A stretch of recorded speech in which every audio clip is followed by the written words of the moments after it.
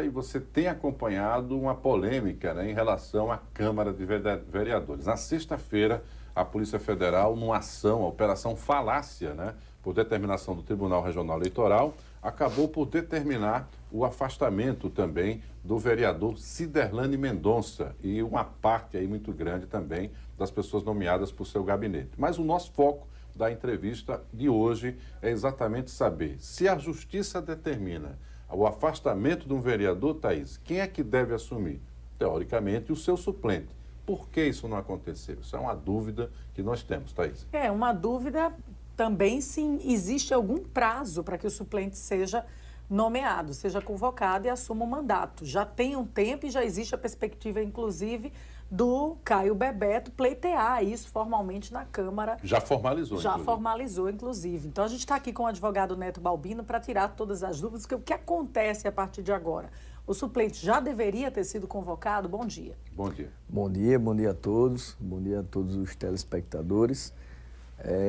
Eu vi até notícia que o Caio tinha ingressado, né, protocolado um documento. Eu acho até extravagante esse documento, porque, na verdade, a Câmara ela tem essa obrigação de convocar o suplente para que ele assuma o cargo. A lei orgânica do município e também o regimento interno da Câmara, ele prevê essa substituição em caso de afastamento, né? O Ciderlane, ele é afastado temporariamente porque a ação, a investigação está acontecendo. Esse afastamento lá, ele não conta um prazo determinado. A gente sabe que, geralmente, os afastamentos eles são de 180 dias, podendo ser renovados. Mas já há várias decisões, assim, a nível de Brasil, né, de juízes que determinam um afastamento sem especificar a data. Então, quando isso acontece, independente de ter data de afastamento ou não, tem que ser convocado o suplente de forma imediata. Isso é o natural, né? O senhor acredita que esse posicionamento político da Câmara, que tentou interpretar ali a decisão da Justiça, que não apontava a determinação da posse do suplente, possa gerar uma demanda jurídica? Sim, na verdade, assim, o próprio Ciderlane, para se proteger, ele pode pedir, inclusive, à Justiça que determine qual o prazo de afastamento. Cobrar essa posição? É possível, sim, ele pedir para que a Justiça diga, olha, você vai ser afastado por tantos dias. Isso está totalmente previsível, né, assim, dentro da norma jurídica. A questão é que a gente aqui tem que entender que o Poder Legislativo ele não pode ser prejudicado em função do afastamento do vereador. De uma situação pessoal. Exato. Aqui a gente não está tratando assim, a operação ela fala de crime de corrupção, lavagem de dinheiro, crime eleitoral, o que incorreu no afastamento do vereador. Então a gente tem que isolar o experimento. O vereador ele é afastado, mas o Poder Legislativo ele não pode sofrer por conta desse afastamento. Então, assim, o Poder Legislativo precisa continuar os seus trabalhos e esse trabalho precisa dar continuidade através do suplente imediato, que no caso é o Caio Bebeto. Então, a partir de agora, a perspectiva, o que se espera é que a Câmara realmente faça essa convocação? Sim, perfeito. Aí como é que funciona o rito processual? A Câmara ela faz a convocação, depois que a Câmara faz a convocação, ele tem que ir lá fazer o juramento. Mas eu acredito que o que está acontecendo é que talvez tenha aí uma ideia de que possa ser modificada essa decisão judicial, talvez pela influência ou questão política e segurando um pouco essa convocação do Caio Bebeto. Esperando passar a chuva, né? Mas é como ele bem coloca, Thaís, se naturalmente os próprios vereadores aumentaram o número de cadeiras da Câmara de 25 para 27, reconhecendo que a representatividade da sociedade maceiense passa por essa quantidade, quando você tira um membro aí do parlamento, naturalmente você está prejudicando também essa compreensão. E a partir do momento que existe um primeiro suplente da mesma coligação, diga-se de passagem, do ponto de vista político, não teria prejuízo, por exemplo, para a própria base do prefeito JHC. Então, é uma compreensão política que tenta extrapolar o que diz o próprio jurídico dessa história também, né, doutor?